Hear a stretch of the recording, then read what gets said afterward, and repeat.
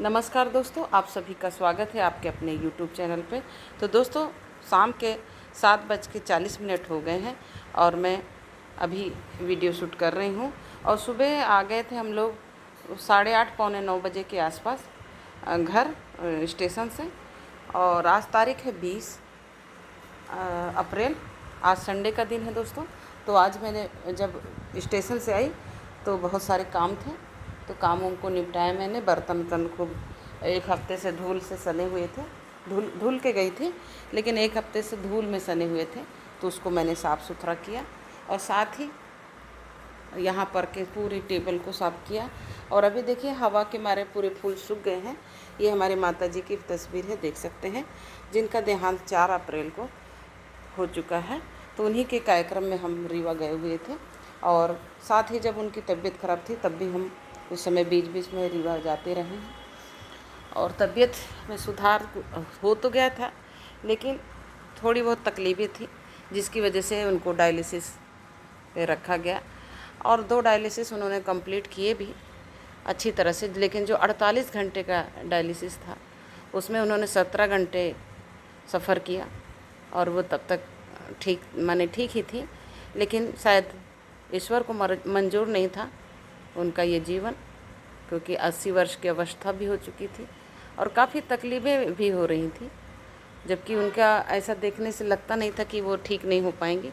अच्छी बातचीत भी कर रही थी, लेकिन लंग्स में पानी आ जाने की वजह से उसी का इलाज चालू था। और साथ ही सूजन पूरी कम हो गई थी पूरे शरीर से, और बहुत ही अच्छे से वो बात भी कर रही थी। लेकिन अंत में जब ये डायलिसिस लगा 48 घंटे वाला, तो वो उसमें नहीं सफ़र कर पाई और इस दुनिया को अलविदा कहते हुए हम सभी को छोड़ के चली गई। मेरी एक छोटी बहन और एक भाई भी है छोटा, और एक बड़ी बहन भी थी मुझसे बड़ी, जिनका देहांत 1997 में ही हो गया था। तो हम 3 भाई बहन अभी हैं। तो हम लोगों ने अच्छी तरह से उनका तेरही संस्कार भी किया। साथ ही गंगा जी भी लेके गए और उनके अस्थि फूल को विसर्जित किया। सभी नेम धर्म जो होते हैं वो अपना किए। साथ ही 18 तारीख को, 17 तारीख को तेरही थी, 18 को बिहड़ आरती हुई, जो पचमढ़ा घाट है हमारे रीवा में, बहुत ही शानदार वहाँ पर बन चुका है। वहाँ का वातावरण बहुत ही अच्छा है। साथ ही नदी है जो कि काफ़ी भरी हुई है। तो वहाँ काफ़ी देर तक, कम से कम एक घंटे के आसपास तक, एक से ज़्यादा ही हुआ होगा, 1-1.5 घंटे के आसपास पूरा आरती हुई, गंगा आरती। और इस तरह से हम लोगों ने अपने पूरे कार्यक्रम को संपन्न कराया। और 19 तारीख को रात में 10 बजे की ट्रेन से बैठकर आज सुबह बिलासपुर पहुंच गए हैं और अब अपने काम में लग गए हैं। बीच बीच में हम अपनी छोटी बहन को देखने जाएंगे। साथ ही फ़ोन पे भी बात करते रहेंगे। अभी भी हमने बात किया है, तो वो अभी ब्रह्म कुमारी आश्रम गई है, क्योंकि आज कोई माता जी, उनका नाम थोड़ा याद नहीं आ रहा है मुझे, वो उन्होंने, उनकी शायद कार्यक्रम है, वो उन्होंने शरीर त्याग दिया है, तो उन्हीं के कार्यक्रम में गई हुई है। और हमें भी कहा गया था ब्रह्म कुमारी आश्रम की ओर से रीवा में कि आप लोग भी अपने बिलासपुर में जाकर वहाँ पर उपस्थित हो जाइएगा। लेकिन आने के बाद इतना सारा काम था दोस्तों कि मैं नहीं कर पाई।